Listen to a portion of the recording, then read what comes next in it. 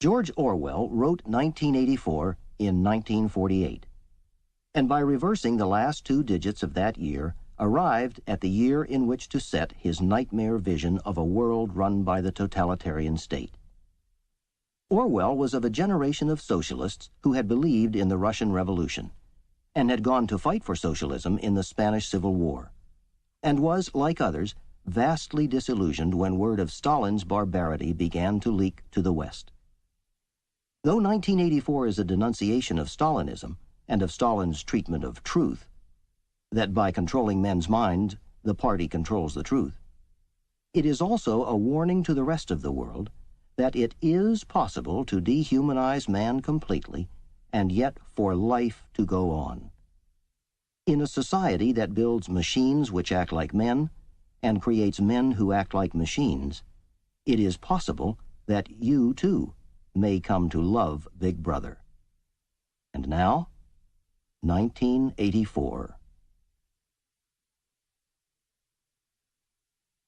1. It was a bright, cold day in April, and the clocks were striking 13. Winston Smith, his chin nuzzled into his breast in an effort to escape the vile wind, slipped quickly through the glass doors of Victory Mansions, though not quickly enough to prevent a swirl of gritty dust from entering along with him. The hallway smelt of boiled cabbage and old rag mats. At one end of it, a colored poster, too large for indoor display, had been tacked to the wall. It depicted simply an enormous face, more than a meter wide. The face of a man of about 45, with a heavy black mustache and ruggedly handsome features. Winston made for the stairs. It was no use trying the lift. Even at the best of times it was seldom working, and at present the electric current was cut off during daylight hours. It was part of the economy drive in preparation for Hate Week. The flat was 7 flights up, and Winston, who was 39 and had a varicose ulcer above his right ankle, went slowly, resting several times on the way. On each landing opposite the lift shaft, the poster with the enormous face gazed from the wall. It was one of those pictures which are so contrived that the eyes follow you about when you move.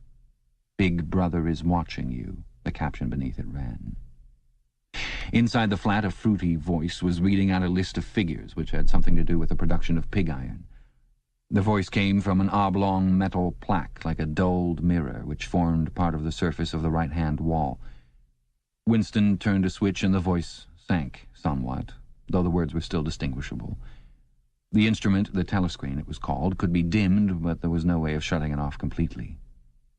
He moved over to the window, a smallish, frail figure, the meagerness of his body merely emphasized by the blue overalls which were the uniform of the party. His hair was very fair, his face naturally sanguine, his skin roughened by coarse soap and blunt razor blades and the cold of the winter that had just ended. Outside, even through the shut window pane, the world looked cold. Down in the street, little eddies of wind were whirling dust and torn paper into spirals, and though the sun was shining and the sky a harsh blue, there seemed to be no color in anything except the posters that were plastered everywhere. The black mustachioed face gazed down from every commanding corner. There was one on the house front immediately opposite. "Big Brother is watching you," the caption said, while the dark eyes looked deep into Winston's own. Down at street level, another poster, torn at one corner, flapped fitfully in the wind, alternately covering and uncovering the single word "Ingsoc." In the far distance, a helicopter skimmed down between the roofs, hovered for an instant like a blue bottle, and darted away again with a curving flight. It was the police patrol snooping into people's windows. The patrols did not matter, however. Only the thought police mattered. Behind Winston's back, the voice from the telescreen was still babbling away about pig iron and the over-fulfillment of the 9th three-year plan. The telescreen received and transmitted simultaneously. Any sound that Winston made above the level of a very low whisper would be picked up by it.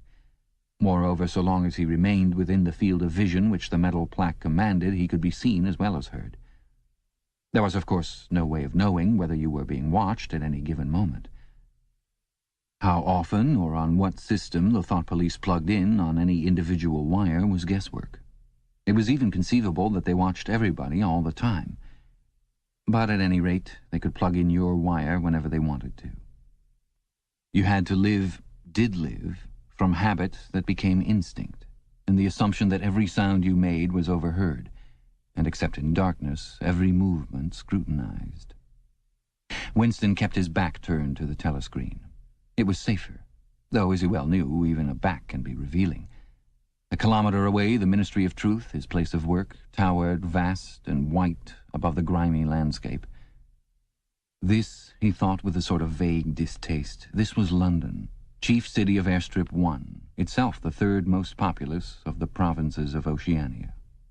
He tried to squeeze out some childhood memory that should tell him whether London had always been quite like this, whether always these vistas of rotting 19th-century houses, their sides shored up with balks of timber, their windows patched with cardboard and their roofs with corrugated iron, their crazy garden walls sagging in all directions, and the bombed sites where the plaster dust swirled in the air and the willow herbs straggled over the heaps of rubble, and the places where the bombs had cleared a larger path and there had sprung up sordid colonies of wooden dwellings like chicken houses. But it was no use. He could not remember. Nothing remained of his childhood except a series of bright-lit tableaus, occurring against no background and mostly unintelligible.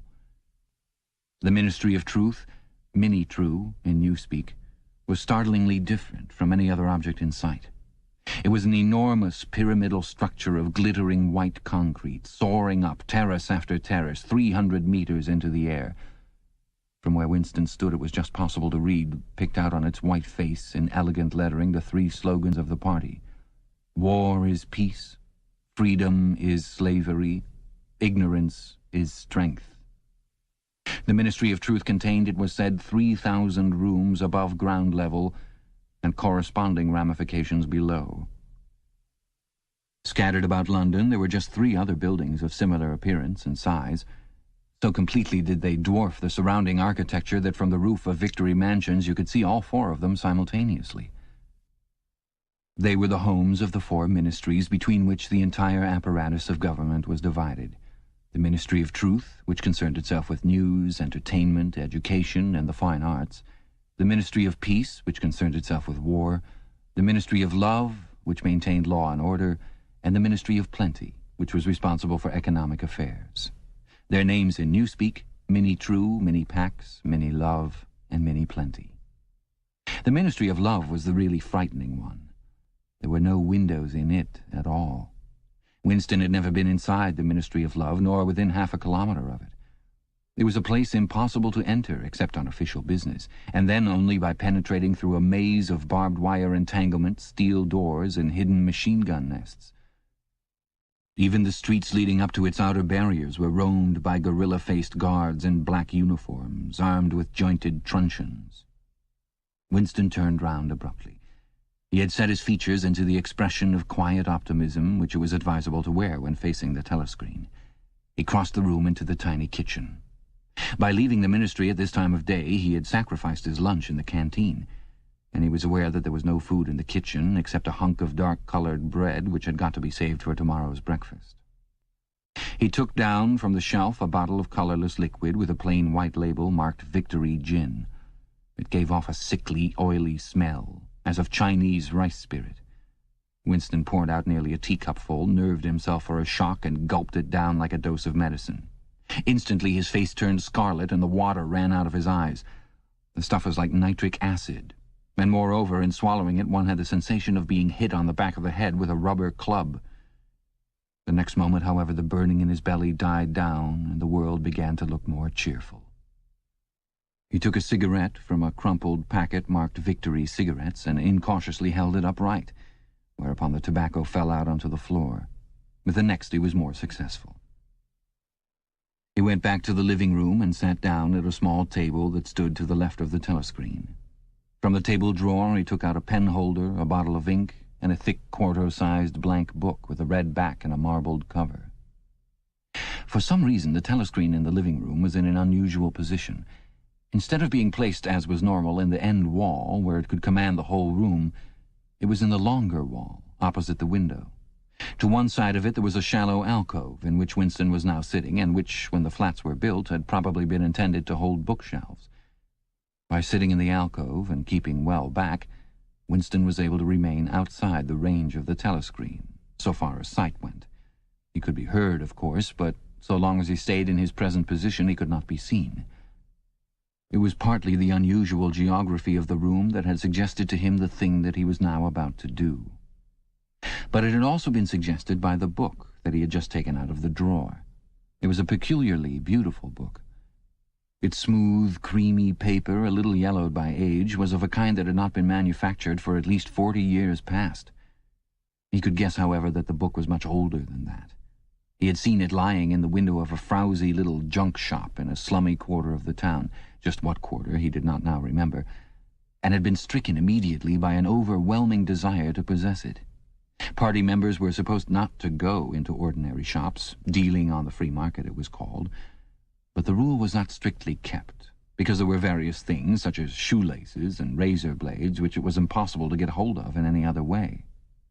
He had given a quick glance up and down the street, and then had slipped inside and bought the book for $2.50.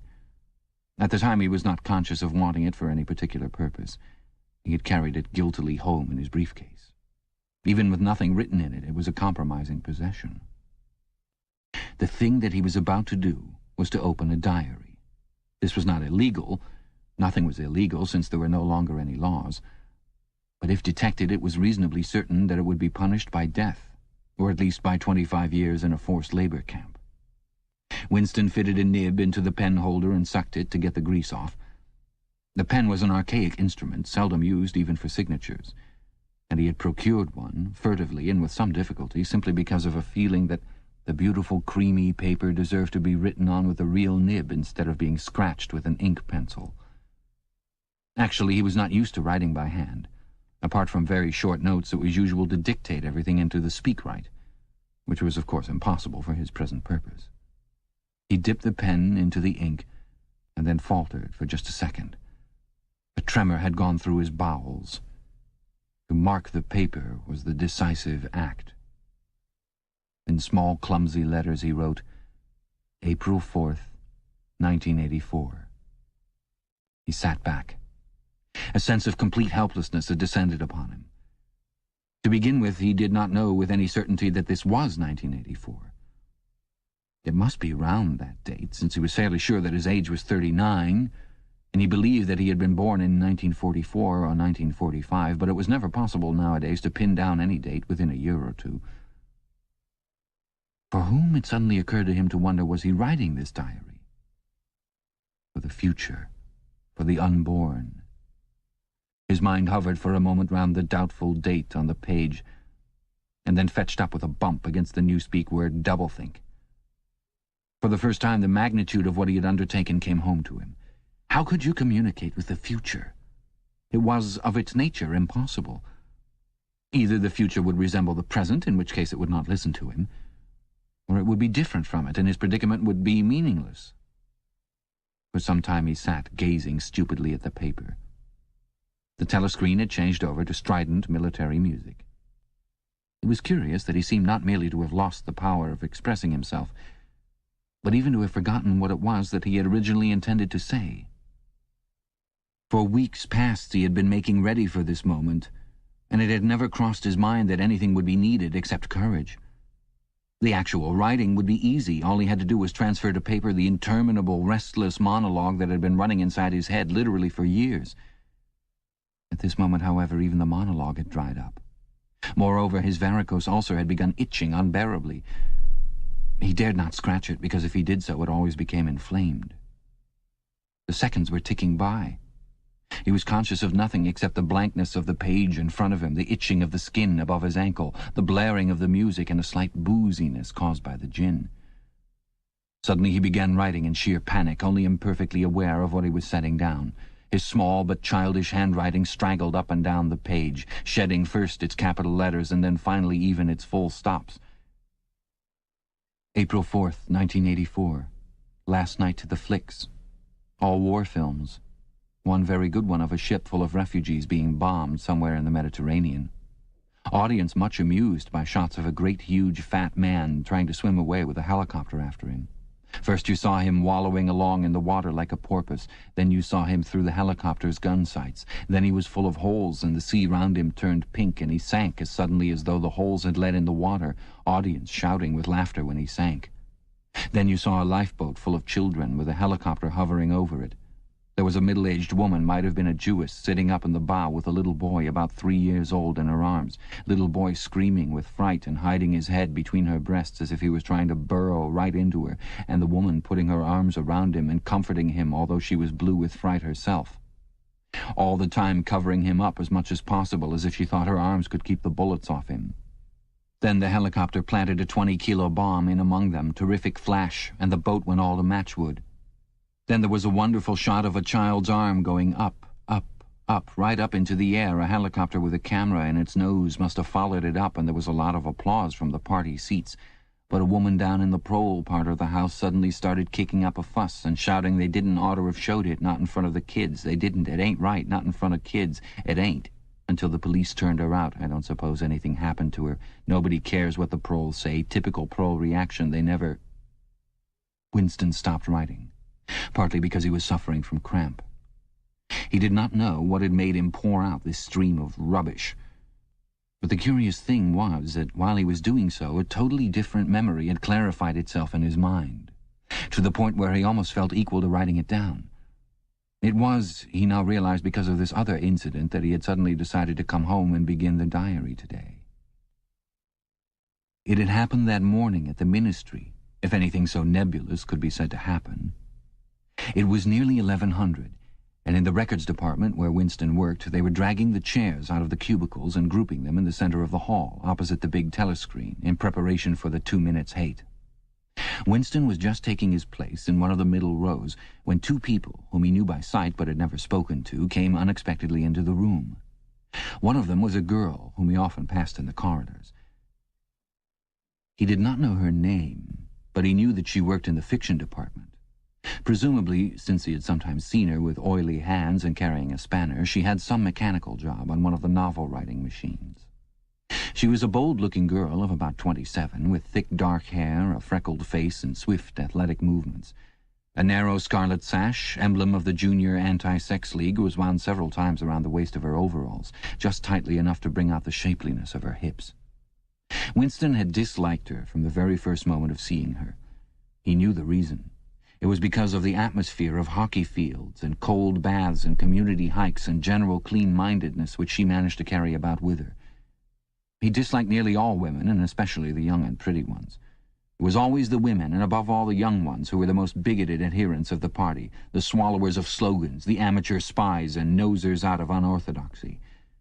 But this particular girl gave him the impression of being more dangerous than most. Once, when they passed in the corridor, she had given him a quick, sidelong glance, which seemed to pierce right into him, and for a moment had filled him with black terror. The idea had even crossed his mind that she might be an agent of the thought police. That, it was true, was very unlikely. Still, he continued to feel a peculiar uneasiness, which had fear mixed up in it as well as hostility, whenever she was anywhere near him.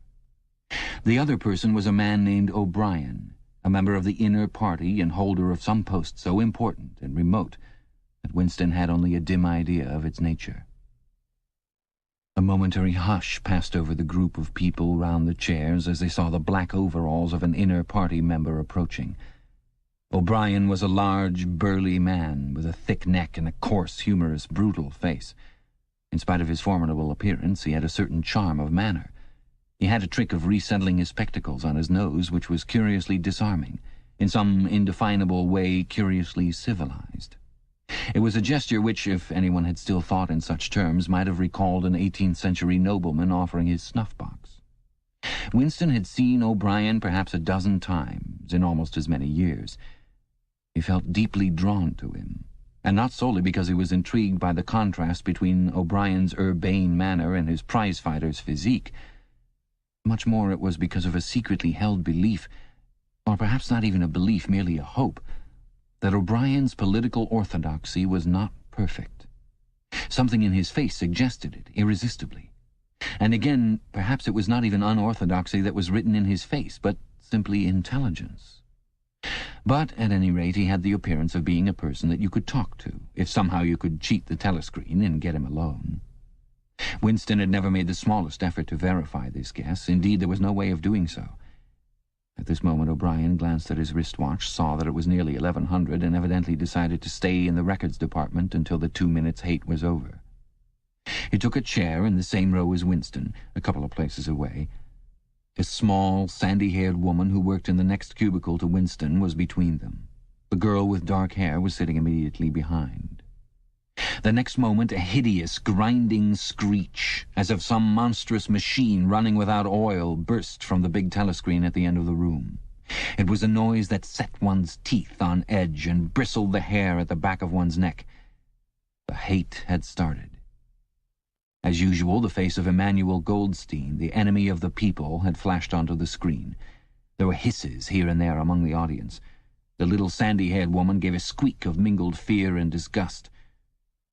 Goldstein was the renegade and backslider who once, long ago, how long ago nobody quite remembered, had been one of the leading figures of the party, almost on a level with Big Brother himself, and then had engaged in counter-revolutionary activities, had been condemned to death, and had mysteriously escaped and disappeared.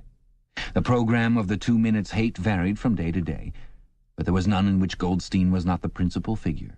He was the primal traitor, the earliest defiler of the party's purity. All subsequent crimes against the party, all treacheries, acts of sabotage, heresies, deviations, sprang directly out of his teaching.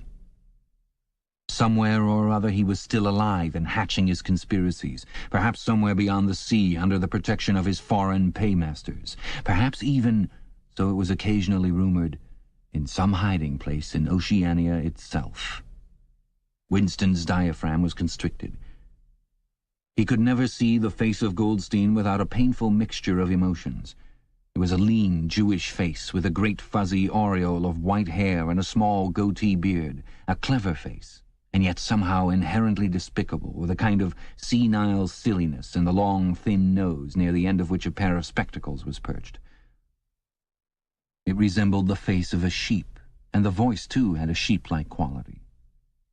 Goldstein was delivering his usual venomous attack upon the doctrines of the party, an attack so exaggerated and perverse that a child should have been able to see through it, and yet just plausible enough to fill one with an alarmed feeling that other people, less level-headed than oneself, might be taken in by it. He was abusing Big Brother. He was denouncing the dictatorship of the party. He was demanding the immediate conclusion of peace with Eurasia. He was advocating freedom of speech, freedom of the press, freedom of assembly, freedom of thought. He was crying hysterically that the revolution had been betrayed, and all this in rapid, polysyllabic speech which was a sort of parody of the habitual style of the orators of the party, and even contained newspeak words, more newspeak words indeed than any party member would normally use in real life. And all the while, lest one should be in any doubt as to the reality which Goldstein's specious claptrap covered, behind his head on the telescreen there marched the endless columns of the Eurasian army, row after row of solid-looking men with expressionless Asiatic faces who swam up to the surface of the screen and vanished, to be replaced by others exactly similar. The dull, rhythmic tramp of the soldiers' boots formed the background to Goldstein's bleating voice. Before the hate had proceeded for 30 seconds, uncontrollable exclamations of rage were breaking out from half the people in the room. The self-satisfied sheep-like face on the screen and the terrifying power of the Eurasian army behind it were too much to be borne. Besides, the sight or even the thought of Goldstein produced fear and anger automatically. He was an object of hatred more constant than either Eurasia or Eastasia, since when Oceania was at war with one of these powers it was generally at peace with the other. But what was strange was that although Goldstein was hated and despised by everybody, although every day and 1,000 times a day on platforms, on the telescreen, in newspapers and books, his theories were refuted, smashed, ridiculed, held up to the general gaze for the pitiful rubbish that they were, in spite of all of this, his influence never seemed to grow less. Always there were fresh dupes waiting to be seduced by him. A day never passed when spies and saboteurs acting under his directions were not unmasked by the thought police. He was the commander of a vast, shadowy army, an underground network of conspirators dedicated to the overthrow of the state. The Brotherhood, its name was supposed to be. There were also whispered stories of a terrible book, a compendium of all the heresies of which Goldstein was the author and which circulated clandestinely here and there. It was a book without a title. People referred to it, if at all, simply as the book. But one knew of such things only through vague rumors. Neither the Brotherhood nor the book was a subject that any ordinary party member would mention if there was a way of avoiding it. In its second minute, the hate rose to a frenzy. People were leaping up and down in their places and shouting at the tops of their voices in an effort to drown the maddening, bleating voice that came from the screen. The little sandy-haired woman had turned bright pink, and her mouth was opening and shutting like that of a landed fish. Even O'Brien's heavy face was flushed. He was sitting very straight in his chair, his powerful chest swelling and quivering as though he were standing up to the assault of a wave.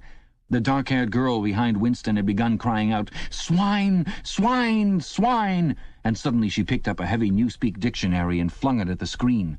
It struck Goldstein's nose and bounced off. The voice continued inexorably. In a lucid moment, Winston found that he was shouting with the others and kicking his heel violently against the rung of his chair. The horrible thing about the 2 minutes' hate was not that one was obliged to act a part, but that it was impossible to avoid joining in. Within 30 seconds, any pretense was always unnecessary. A hideous ecstasy of fear and vindictiveness, a desire to kill, to torture, to smash faces in with a sledgehammer seemed to flow through the whole group of people like an electric current, turning one even against one's will into a grimacing, screaming lunatic. And yet the rage that one felt was an abstract, undirected emotion, which could be switched from one object to another like the flame of a blow lamp. Thus, at one moment Winston's hatred was not turned against Goldstein at all, but on the contrary, against Big Brother, the party, and the thought police. And at such moments his heart went out to the lonely, derided heretic on the screen, sole guardian of truth and sanity in a world of lies. And yet the very next instant he was at one with the people about him, and all that was said of Goldstein seemed to him to be true. At those moments his secret loathing of Big Brother changed into adoration, and Big Brother seemed to tower up, an invincible, fearless protector, standing like a rock against the hordes of Asia, and Goldstein, in spite of his isolation, his helplessness, and the doubt that hung about his very existence, seemed like some sinister enchanter, capable by the mere power of his voice of wrecking the structure of civilization. It was even possible at moments to switch one's hatred this way or that by a voluntary act. Suddenly, by the sort of violent effort with which one wrenches one's head away from the pillow in a nightmare, Winston succeeded in transferring his hatred from the face on the screen to the dark-haired girl behind him. Vivid, beautiful hallucinations flashed through his mind. He would flog her to death with a rubber truncheon. He would tie her naked to a stake and shoot her full of arrows like St. Sebastian. He would ravish her and cut her throat at the moment of climax. Better than before, moreover, he realized why it was that he hated her. He hated her because she was young and pretty and sexless, because he wanted to go to bed with her and would never do so, because round her sweet, supple waist, which seemed to ask you to encircle it with your arm, there was only the odious scarlet sash, aggressive symbol of chastity. The hate rose to its climax. The voice of Goldstein had become an actual sheep's bleat, and for an instant the face changed into that of a sheep. Then the sheep face melted into the figure of a Eurasian soldier who seemed to be advancing, huge and terrible, his submachine gun roaring and seeming to spring out of the surface of the screen, so that some of the people in the front row actually flinched backwards in their seats. But in the same moment, drawing a deep sigh of relief from everybody, the hostile figure melted into the face of Big Brother. Black-haired, black-mustachioed, full of power and mysterious calm, and so vast that it almost filled up the screen. Nobody heard what Big Brother was saying. It was merely a few words of encouragement, the sort of words that are uttered in the din of battle, not distinguishable individually, but restoring confidence by the fact of being spoken. Then the face of Big Brother faded away again, and instead the 3 slogans of the party stood out in bold capitals. War is peace.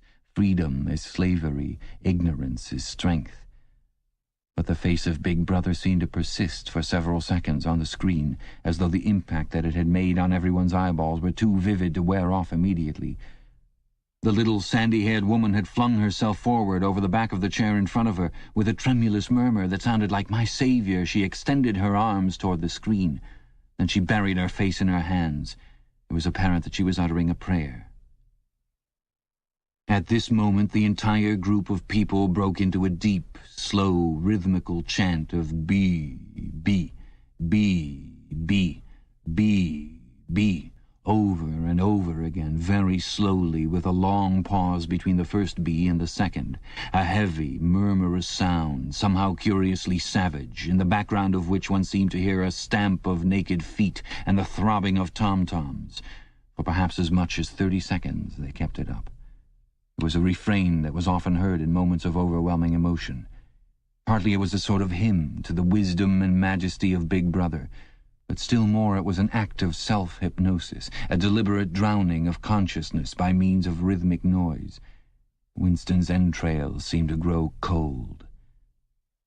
In the 2 minutes' hate he could not help sharing in the general delirium.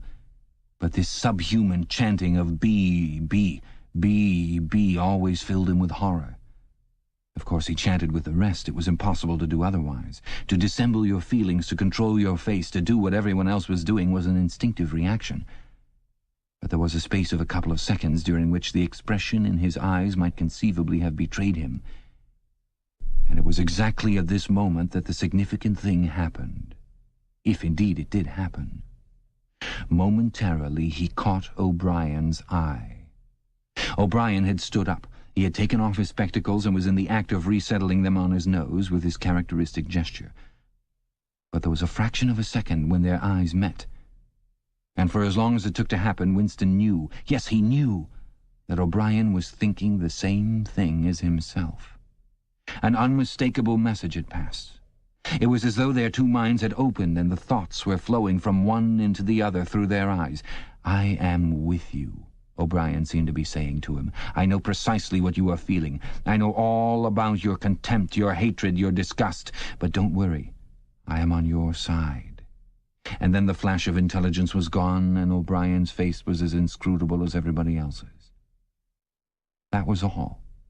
And he was already uncertain whether it had happened. Such incidents never had any sequel. All that they did was to keep alive in him the belief or hope that others beside himself were the enemies of the party. Perhaps the rumors of vast underground conspiracies were true after all. Perhaps the Brotherhood really existed. It was impossible, in spite of the endless arrests and confessions and executions, to be sure that the Brotherhood was not simply a myth. Some days he believed in it, some days not. There was no evidence, only fleeting glimpses that might mean anything or nothing. Snatches of overheard conversation, faint scribbles on lavatory walls, once even, when two strangers met, a small movement of the hands, which had looked as though it might be a signal of recognition. It was all guesswork. Very likely he had imagined everything. He had gone back to his cubicle without looking at O'Brien again. The idea of following up their momentary contact hardly crossed his mind. It would have been inconceivably dangerous, even if he had known how to set about doing it. For a second, 2 seconds, they had exchanged an equivocal glance, and that was the end of the story. But even that was a memorable event in the locked loneliness in which one had to live. Winston roused himself and sat up straighter. He let out a belch. The gin was rising from his stomach. His eyes refocused on the page. He discovered that while he sat helplessly musing, he had also been writing, as though by automatic action. And it was no longer the same cramped, awkward handwriting as before. His pen had slid voluptuously over the smooth paper, printing in large, neat capitals, "Down with Big Brother, down with Big Brother, down with Big Brother, down with Big Brother, down with Big Brother," over and over again, filling half a page. He could not help feeling a twinge of panic. It was absurd, since the writing of those particular words was not more dangerous than the initial act of opening the diary. But for a moment he was tempted to tear out the spoiled pages and abandon the enterprise altogether.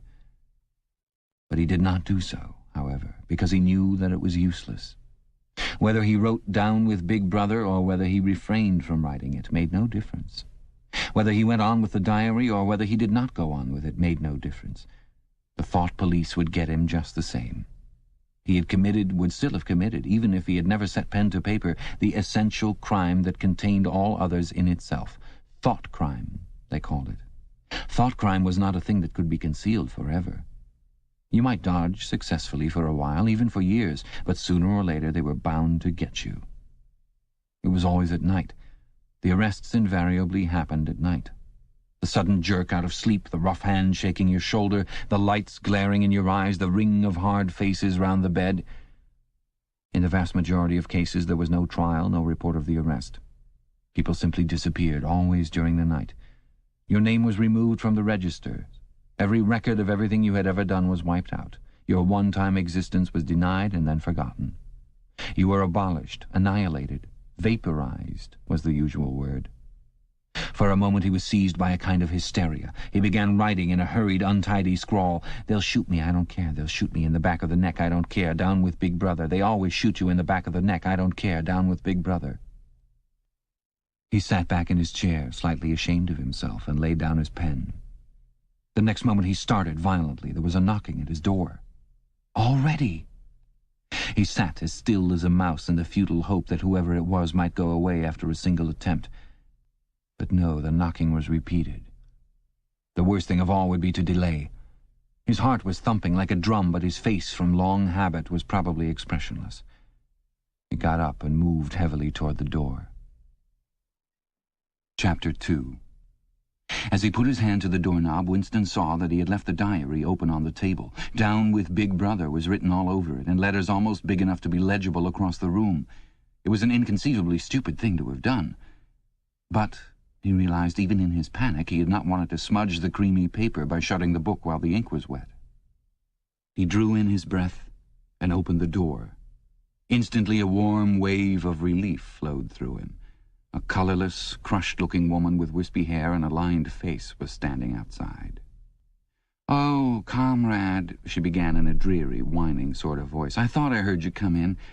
Do you think you could come across and have a look at our kitchen sink? It's got blocked up and—" It was Mrs. Parsons, the wife of a neighbor on the same floor. Mrs. was a word somewhat discountenanced by the party. You were supposed to call everyone comrade, but with some women one used it instinctively. She was a woman of about 30, but looking much older. One had the impression that there was dust in the creases of her face. Winston followed her down the passage. These amateur repair jobs were an almost daily irritation. Victory mansions were old flats, built in 1930 or thereabouts, and were falling to pieces. The plaster flaked constantly from ceilings and walls, the pipes burst in every hard frost. The roof leaked whenever there was snow, the heating system was usually running at half steam when it was not closed down altogether for motives of economy. Repairs, except what you could do yourself, had to be sanctioned by remote committees, which were liable to hold up even the mending of a window pane for 2 years. "Of course, it's only because Tom isn't home," said Mrs. Parsons vaguely. The Parsons flat was bigger than Winston's and dingy in a different way. Everything had a battered, trampled-on look, as though the place had just been visited by some large, violent animal. Games impedimenta, hockey sticks, boxing gloves, a burst football, a pair of sweaty shorts turned inside out lay all over the floor, and on the table there was a litter of dirty dishes and dog-eared exercise books. On the walls were scarlet banners of the Youth League and the Spies, and a full-sized poster of Big Brother. There was the usual boiled cabbage smell, common to the whole building, but it was shot through by a sharper reek of sweat, which, one knew this at the first sniff, though it was hard to say how, was the sweat of some person not present at the moment. In another room, someone with a comb and a piece of toilet paper was trying to keep tune with the military music, which was still issuing from the telescreen. "It's the children," said Mrs. Parsons, casting a half-apprehensive glance at the door. "They haven't been out today. And, of course—" She had a habit of breaking off her sentences in the middle. The kitchen sink was full nearly to the brim with filthy, greenish water which smelt worse than ever of cabbage. Winston knelt down and examined the angle joint of the pipe. He hated using his hands, and he hated bending down, which was always liable to start him coughing. Mrs. Parsons looked on helplessly. "Of course, if Tom was home, he'd put it right in a moment," she said. "He loves anything like that. He's ever so good with his hands, Tom is." Parsons was Winston's fellow employee at the Ministry of Truth. He was a fattish but active man of paralyzing stupidity, a mass of imbecile enthusiasms, one of those completely unquestioning, devoted drudges on whom, more even than on the thought police, the stability of the party depended. At 35 he had just been unwillingly evicted from the Youth League, and before graduating into the Youth League he had managed to stay on in the Spies for a year beyond the statutory age. At the ministry he was employed in some subordinate post for which intelligence was not required, but on the other hand he was a leading figure on the sports committee and all the other committees engaged in organizing community hikes, spontaneous demonstrations, saving campaigns, and voluntary activities generally. He would inform you with quiet pride between whiffs of his pipe that he had put in an appearance at the community center every evening for the past 4 years. An overpowering smell of sweat, a sort of unconscious testimony to the strenuousness of his life, followed him about wherever he went, and even remained behind him after he had gone. "Have you got a spanner?" said Winston, fiddling with the nut on the angle joint. "A spanner," said Mrs. Parsons, immediately becoming invertebrate. "I don't know, I'm sure. Perhaps the children—" There was a trampling of boots and another blast on the comb as the children charged into the living room. Mrs. Parsons brought the spanner. Winston let out the water and disgustedly removed the clot of human hair that had blocked up the pipe. He cleaned his fingers as best he could in the cold water from the tap and went back into the other room. "Up with your hands!" yelled a savage voice. A handsome, tough-looking boy of 9 had popped up from behind the table and was menacing him with a toy automatic pistol, while his small sister, about 2 years younger, made the same gesture with a fragment of wood. Both of them were dressed in the blue shorts, grey shirts, and red neckerchiefs which were the uniform of the spies. Winston raised his hands above his head, but with an uneasy feeling. So vicious was the boy's demeanor that it was not altogether a game. "You're a traitor!" yelled the boy. "You're a thought criminal! You're a Eurasian spy! I'll shoot you! I'll vaporize you! I'll send you to the salt mines!" Suddenly they were both leaping around him, shouting "traitor" and "thought criminal," the little girl imitating her brother in every movement. It was somehow slightly frightening, like the gambolling of tiger cubs which will soon grow up into man-eaters. There was a sort of calculating ferocity in the boy's eye, a quite evident desire to hit or kick Winston, and a consciousness of being very nearly big enough to do so. It was a good job it was not a real pistol he was holding, Winston thought. Mrs. Parsons' eyes flitted nervously from Winston to the children and back again. In the better light of the living room he noticed with interest that there actually was dust in the creases of her face. "They do get so noisy," she said. "They're disappointed because they couldn't go to see the hanging, that's what it is. I'm too busy to take them, and Tom won't be back from work in time." "Why can't we go and see the hanging?" roared the boy in his huge voice. "Want to see the hanging, want to see the hanging," chanted the little girl, still capering around. Some Eurasian prisoners guilty of war crimes were to be hanged in the park that evening, Winston remembered. This happened about once a month, and it was a popular spectacle. Children always clamored to be taken to see it. He took his leave of Mrs. Parsons and made for the door. But he had not gone 6 steps down the passage when something hit the back of his neck, an agonizingly painful blow. It was as though a red-hot wire had been jabbed into him. He spun round just in time to see Mrs. Parsons dragging her son back into the doorway while the boy pocketed a catapult. "Goldstein!" bellowed the boy as the door closed on him. But what most struck Winston was the look of helpless fright on the woman's greyish face. Back in the flat he stepped quickly past the telescreen and sat down at the table again, still rubbing his neck. The music from the telescreen had stopped. Instead, a clipped military voice was reading out with a sort of brutal relish a description of the armaments of the new floating fortress which had just been anchored between Iceland and the Faroe Islands. With those children, he thought, that wretched woman must lead a life of terror. Another year, 2 years, and they would be watching her night and day for symptoms of unorthodoxy. Nearly all children nowadays were horrible. What was worst of all was that by means of such organizations as the spies they were systematically turned into ungovernable little savages, and yet this produced in them no tendency whatever to rebel against the discipline of the party. On the contrary, they adored the party and everything connected with it. The songs, the processions, the banners, the hiking, the drilling with dummy rifles, the yelling of slogans, the worship of Big Brother. It was all a sort of glorious game to them. All their ferocity was turned outwards, against the enemies of the state, against foreigners, traitors, saboteurs, thought criminals. It was almost normal for people over 30 to be frightened of their own children, and with good reason. For hardly a week passed in which the Times did not carry a paragraph describing how some eavesdropping little sneak, child hero was the phrase generally used, had overheard some compromising remark and denounced his parents to the thought police. The sting of the catapult bullet had worn off. He picked up his pen half-heartedly, wondering whether he could find something more to write in the diary. Suddenly he began thinking of O'Brien again. Years ago, how long was it? 7 years, it must be. He had dreamed that he was walking through a pitch-dark room, and someone sitting to one side of him had said as he passed, "We shall meet in the place where there is no darkness." It was said very quietly, almost casually. A statement, not a command. He had walked on without pausing. What was curious was that, at the time, in the dream, the words had not made much impression on him. It was only later, and by degrees, that they had seemed to take on significance. He could not now remember whether it was before or after having the dream that he had seen O'Brien for the first time, nor could he remember when he had first identified the voice as O'Brien's. But at any rate the identification existed. It was O'Brien who had spoken to him out of the dark. Winston had never been able to feel sure, even after this morning's flash of the eyes. It was still impossible to be sure whether O'Brien was a friend or an enemy. Nor did it even seem to matter greatly. There was a link of understanding between them, more important than affection or partisanship. "We shall meet in the place where there is no darkness," he had said. Winston did not know what it meant, only that in some way or another it would come true. The voice from the telescreen paused. A trumpet call, clear and beautiful, floated into the stagnant air. The voice continued raspingly. "Attention! Your attention, please. A news flash has this moment arrived from the Malabar front.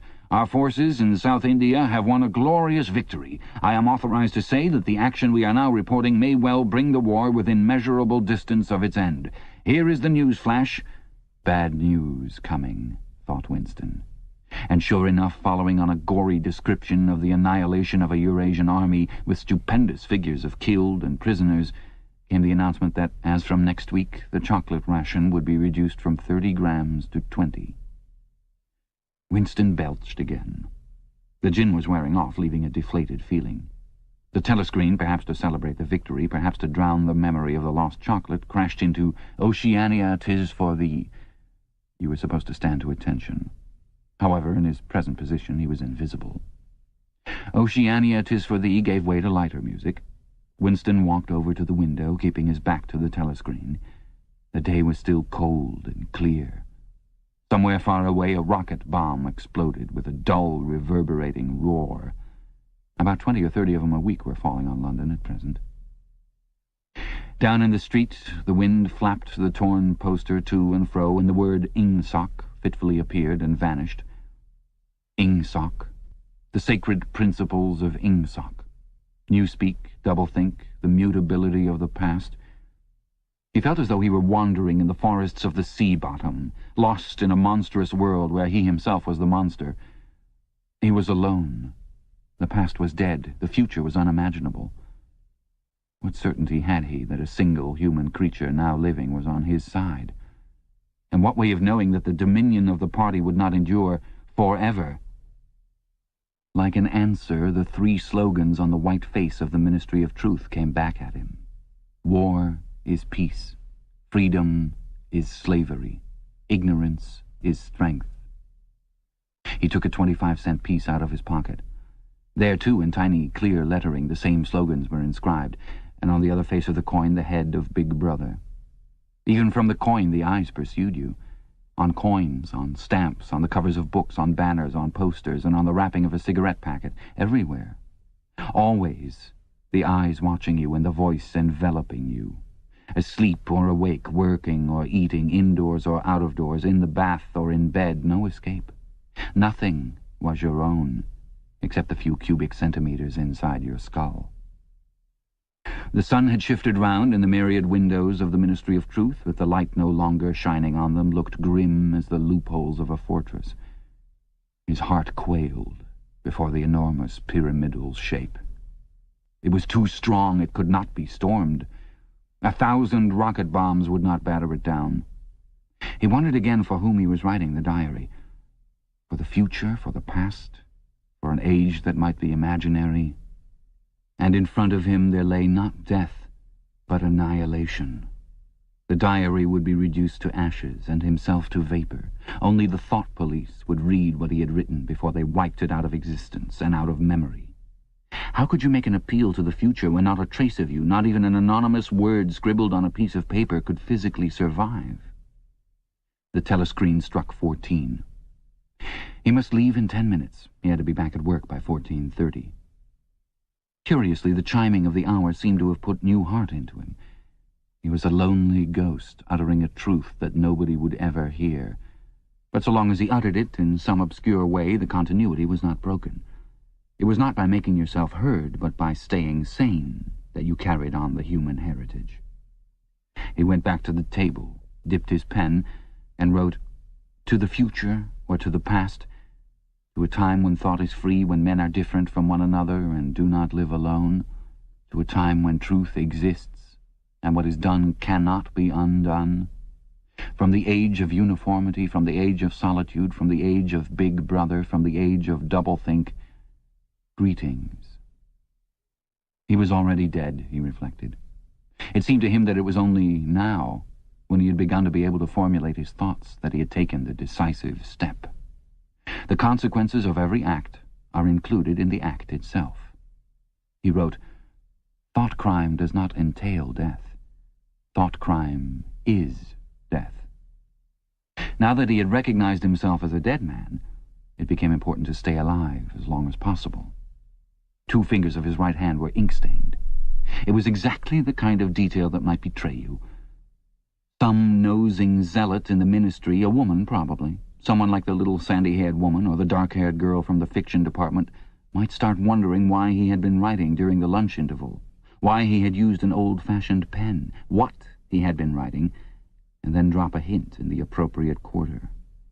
He went to the bathroom and carefully scrubbed the ink away with the gritty dark-brown soap which rasped your skin like sandpaper and was therefore well adapted for this purpose.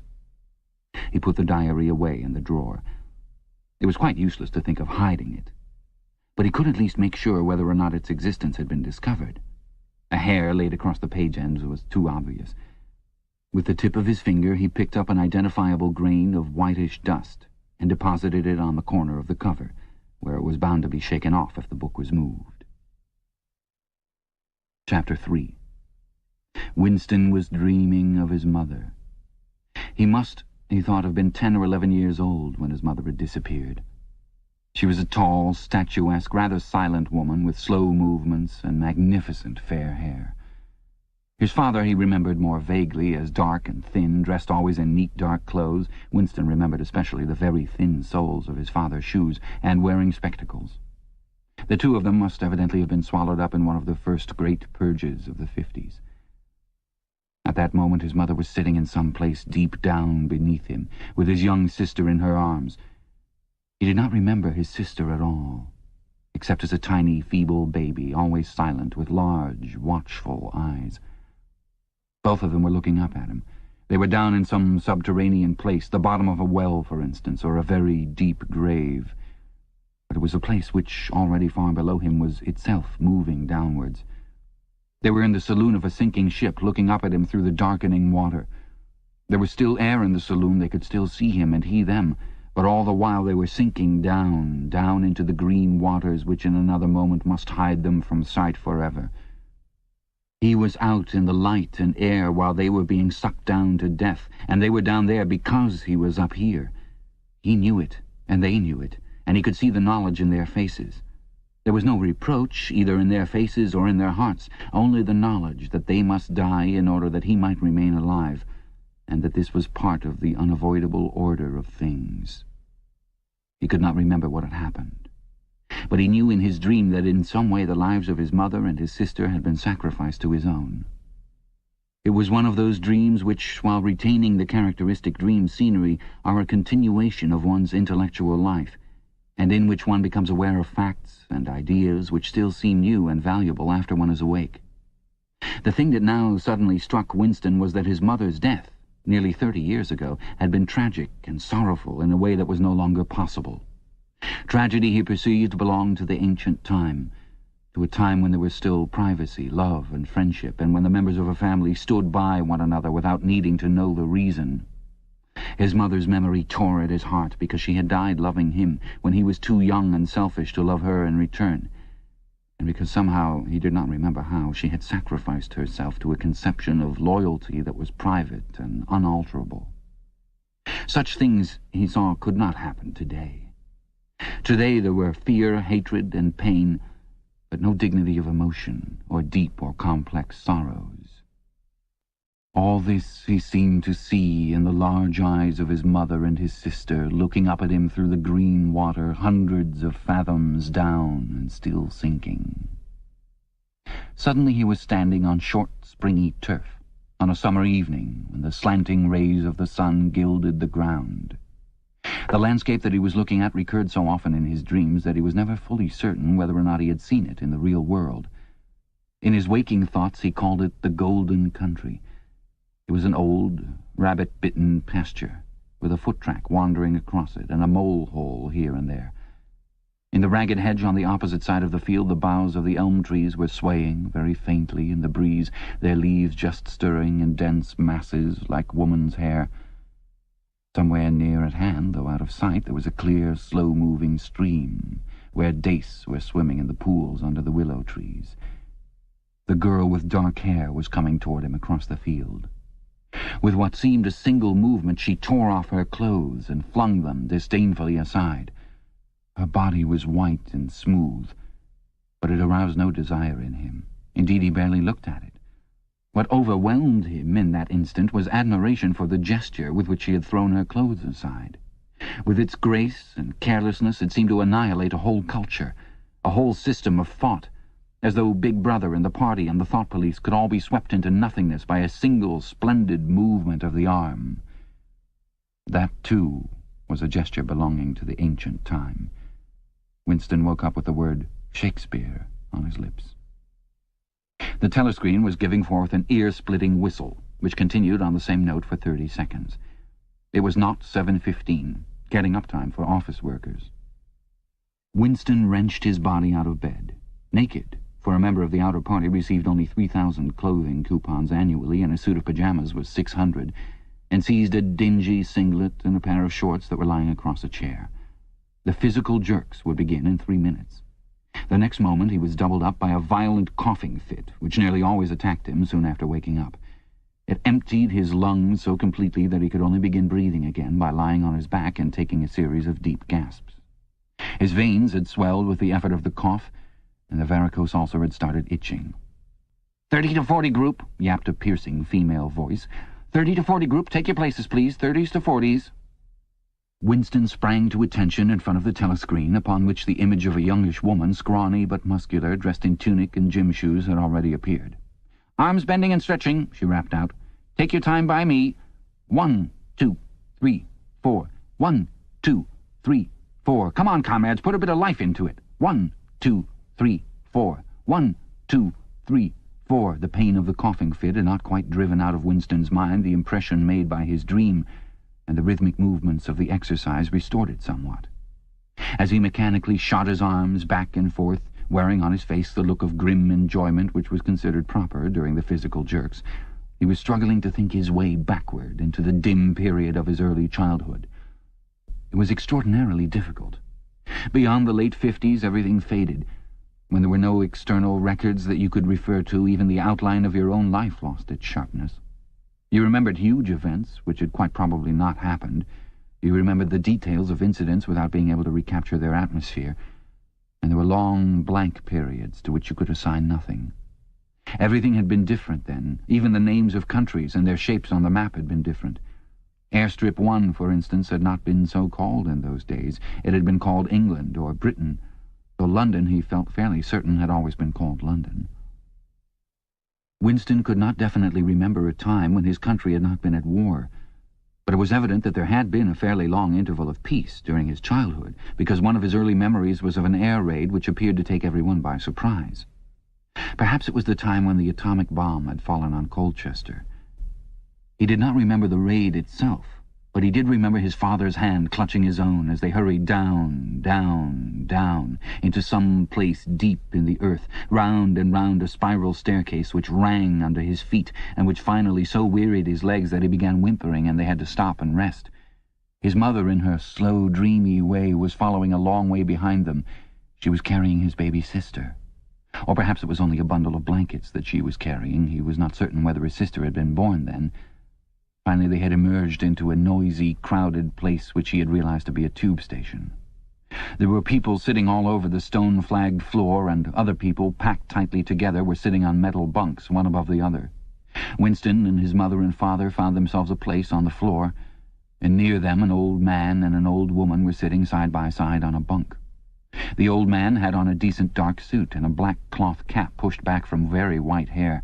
His face was scarlet and his eyes were blue and full of tears. He reeked of gin. It seemed to breathe out of his skin in place of sweat, and one could have fancied that the others welling from his eyes were pure gin. But though slightly drunk, he was also suffering under some grief that was genuine and unbearable. In his childish way, Winston grasped that some terrible thing, something that was beyond forgiveness and could never be remedied, had just happened. It also seemed to him that he knew what it was. Someone whom the old man loved, a little granddaughter perhaps, had been killed. Every few minutes the old man kept repeating, "We didn't ought to have trusted him. I said so, Ma, didn't I? That's what come of trusting him. I said so all along. We didn't ought to have trusted the buggers." But which buggers they didn't ought to have trusted, Winston could not now remember. Since about that time, war had been literally continuous. Though strictly speaking, it had not always been the same war. For several months during his childhood there had been confused street fighting in London itself, some of which he remembered vividly. But to trace out the history of the whole period, to say who was fighting whom at any given moment, would have been utterly impossible, since no written record and no spoken word ever made mention of any other alignment than the existing one. At this moment, for example, in 1984, if it was 1984, Oceania was at war with Eurasia and in alliance with Eastasia. In no public or private utterance was it ever admitted that the three powers had at any time been grouped along different lines. Actually, as Winston well knew, it was only 4 years since Oceania had been at war with Eastasia and in alliance with Eurasia. But that was merely a piece of furtive knowledge which he happened to possess, because his memory was not satisfactorily under control. Officially, the change of partners had never happened. Oceania was at war with Eurasia. Therefore, Oceania had always been at war with Eurasia. The enemy of the moment always represented absolute evil, and it followed that any past or future agreement with him was impossible. The frightening thing, he reflected for the 10,000th time as he forced his shoulders painfully backward, with hands on hips. They were gyrating their bodies from the waist, an exercise that was supposed to be good for the back muscles. The frightening thing was that it might all be true. If the party could thrust its hand into the past and say of this or that event, "It never happened," that surely was more terrifying than mere torture and death. The party said that Oceania had never been in alliance with Eurasia.